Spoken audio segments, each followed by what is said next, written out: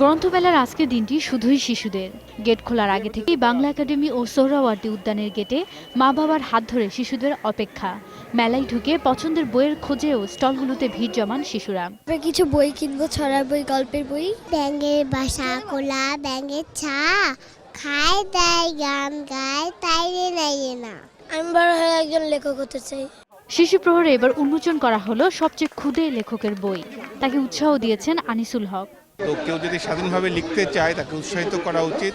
একদিন এক ব্রাহ্মণ পুকুরে গোসল করছিল, কে যেন তার পা ধরে টানলো। সে বুঝতে পারলো এটা ভূতের কাণ্ড। অন্য শিশু প্রহরের মতো আজও ছিল ক্ষুদে শিল্পীদের সঙ্গীত প্রতিযোগিতা। প্রকাশকদের অভিযোগ, বিদেশি চ্যানেলে প্রচারিত অনেক কার্টুন বই আকারে প্রকাশ হওয়ায় অনেক মৌলিক শিশুতোষ গ্রন্থ মার খাচ্ছে।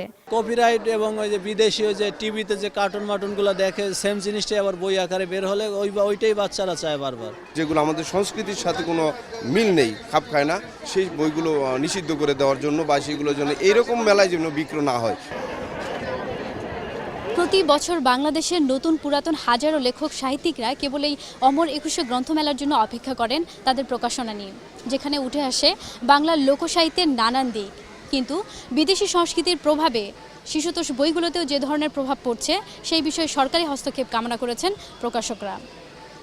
অমর ২১শে গ্রন্থমেলা থেকে সাবিনা পুথি, ২১শে টেলিভিশন।